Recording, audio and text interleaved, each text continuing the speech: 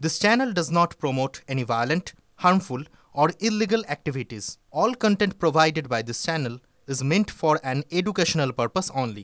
সুকান্ত মজুমদার সাংবাদিকদের মুখোমুখি হয়েছেন, কি বলছেন তিনি শোনাবো আপনাকে। UEM Jaipur is a perfect target for prospective students aspiring for good jobs, good education with future-ready skills. এবং বিলম্বিত করে সেইখান থেকে চোখ অন্যদিকে ঘুরিয়ে দেওয়ার চেষ্টা করছে। সেই ধর্ণা আগামীকাল থেকে আমরা করতে পারবো, সেটা আদালত আমাদেরকে পারমিশন দিয়েছে। ওয়াই চ্যানেলের কাছে আমরা আদালতকেও ধন্যবাদ জানাবো, আর পুলিশকে জানাবো শুভনন্দন।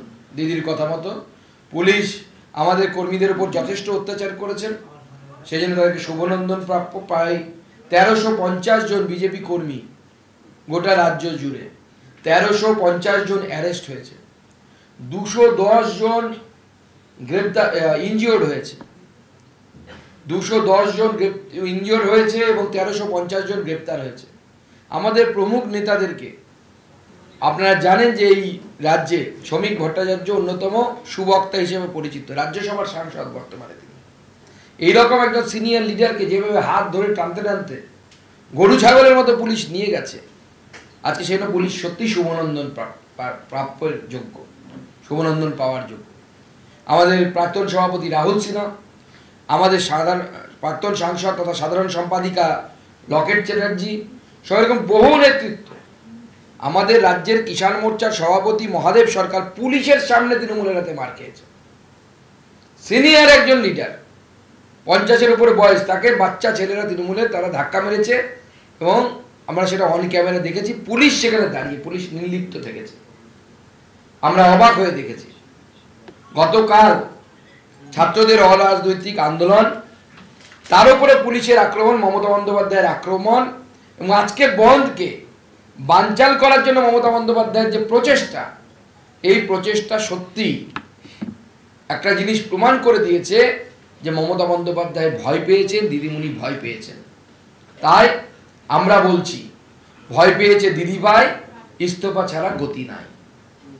ভয় পেয়েছে দিদিভাই, ইস্তফা ছাড়া গতি নাই। তাই মুখ্যমন্ত্রী এখন অনেক কথা বলছেন, সাপের কথা বলছেন, ফোঁস করার কথা বলছেন, কথামৃত থেকে নিয়ে বলছে ফোঁস করতে, মানে নিজে হিংসাকে প্রভোগ করছেন। হিংসা কার বিরুদ্ধে? বাংলার মানুষের বিরুদ্ধে। কারা আন্দোলনে নেমেছিল 14ই আগস্ট রাত্রিবেলা? বাংলার মহিলারা নেমেছিল।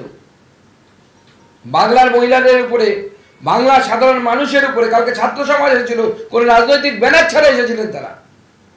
তাদের উপরে মুখ্যমন্ত্রী মমতা বন্দ্যোপাধ্যায় তার গুন্ডাদেরকে, তার হারমারদেরকে বলছেন যে এবার তোমাদের যা করার করো। অর্থাৎ প্রকারান্তরে তিনি হুমকি দিচ্ছেন যে বাংলার মানুষের উপর আক্রমণ করো, বাংলার মানুষকে মারো, পেটো।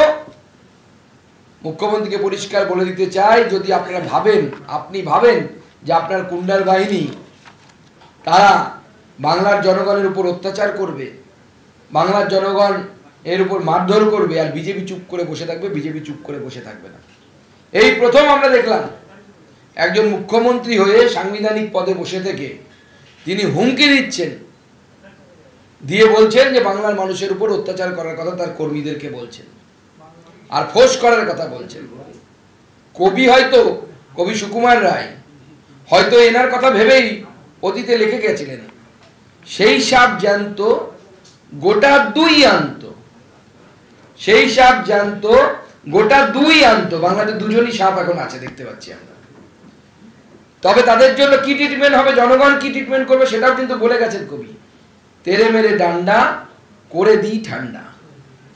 যারা ফোঁস করতে আসবে, বাংলার জনগণ তাদের তেরে মেরে ডান্ডা করে দিই ঠান্ডা, এই মন্ত্র দিয়েই ট্রিটমেন্ট করবে। সে মাননীয় মুখ্যমন্ত্রীকে বলতে চায়, যতই ফোঁস করুন, আপনি আর আপনার ভাইপো মিলে দুই জ্যান্ত সাপ।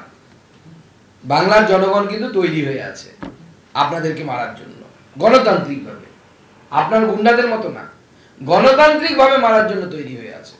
যারা ফোঁস করতে আসবে গণতন্ত্রে ফোঁসের জায়গা নেই। গণতন্ত্রে মানুষ আপনাদেরকে শিক্ষা দেবে। শুধু তাই নয়, সেখানে তিনি থেমে থাকেন। আজকে ভাবতে অবাক লাগছে, লজ্জাও লাগছে।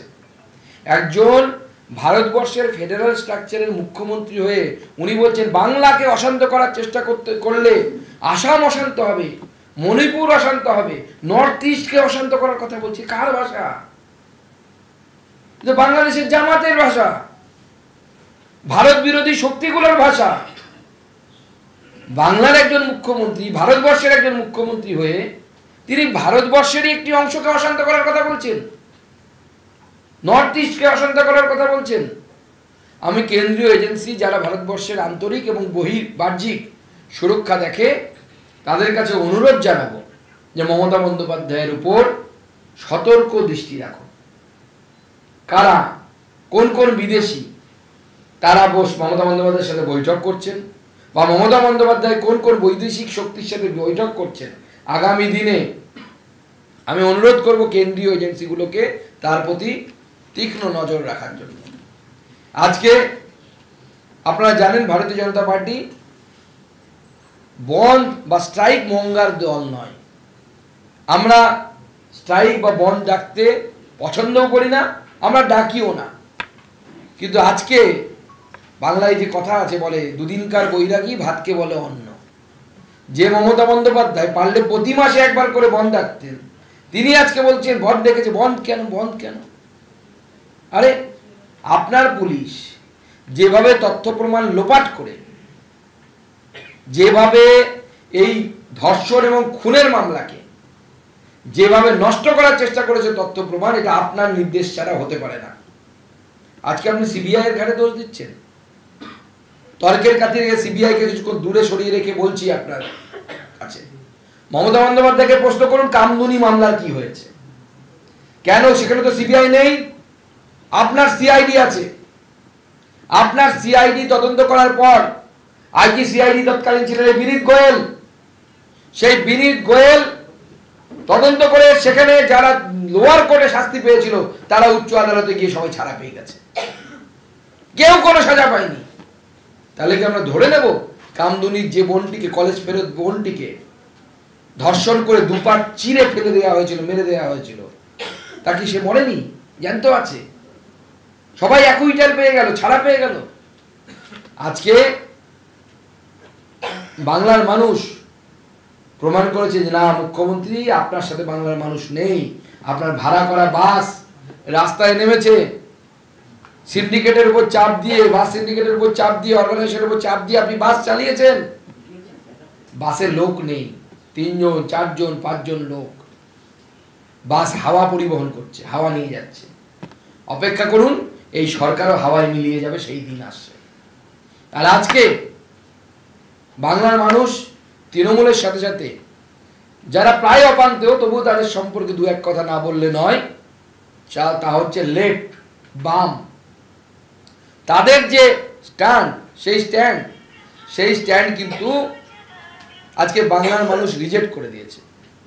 এরা কোন বাম না ভাম বলা ভালো, যারা যে বাংলার মানুষ মনে করছে বিনীত গোয়েল, সবাই মনে করছে যে বিনীত গোয়েলের মাথার পেছনে আছে, সবাই বিনীত গোয়েলের অপসারণ চাইছে। এই বামেরা সেই বিনীত গোয়েলের সাথে গিয়ে মিছিল করে ফিশ ফ্রাই খেয়ে আসছে। বামের নেতৃত্বে, ডিওএফআই নেত্রীরা।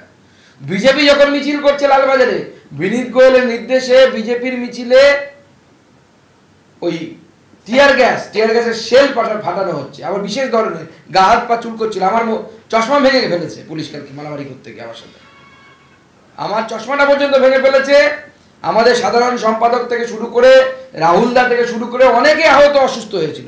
লকেট চ্যাটার্জি পর্যন্ত অসুস্থ হয়েছিল। কি দেওয়া আছে আমরা জানা নেই। নতুন নিয়ে এসছে নাকি চাইনা থেকে এই টিয়ার শেল, হাত দিয়ে ছোড়ে সেটা। এবং কালকে সুলেমান ছুড়েছে, আমরা সেটাও দেখে রেখেছি। সব ডায়েরিতে নোট হচ্ছে, কাউকে ছাড়া হবে না।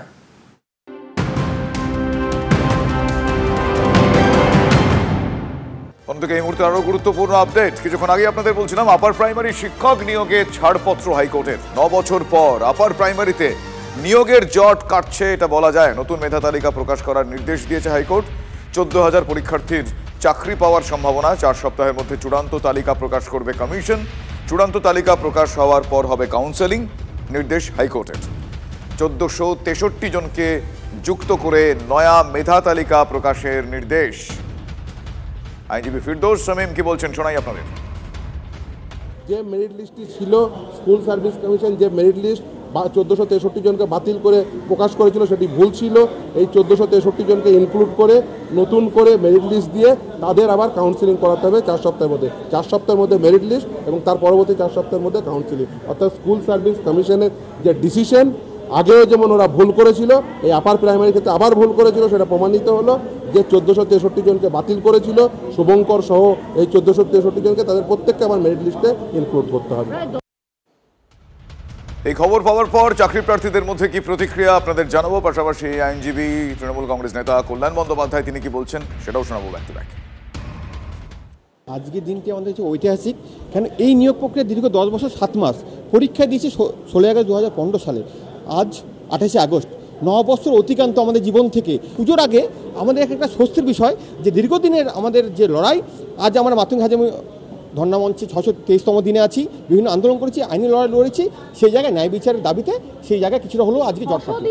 আশা করি 1405 যে ক্যান্ডিডেট কথা ইনক্লুশনের কথা বলা হয়েছে সেই ইনক্লুশন করবেন এবং আগামী 4 সপ্তাহের মধ্যে আমরা যারা 10 বছর ধরে সাফার করছি তারা আমরা স্কুলে যেতে পারবো, এই আশা এবং আকাঙ্ক্ষা অবশ্যই আমরা রাখছি। 4 সপ্তাহের মধ্যে ওদেরকে এসে প্যানেল রিকাস্ট করে 4 সপ্তাহের মধ্যে অ্যাপয়েন্টমেন্ট দিয়ে দিতে বলেছে। মোটামুটি পুজোর আগে পরের মধ্যে এরা সব অ্যাপয়েন্টমেন্ট পেয়ে যাবে 14,052 জন, যদি না আবার বাম বিজেপি অন্য কোনো খেলা খেলে।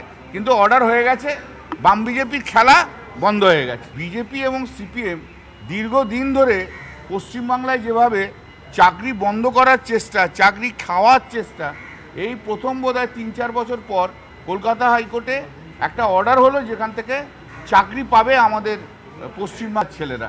সেটা যাই হোক, ভালো অর্ডার হয়েছে, খুশি হয়েছি আমরা।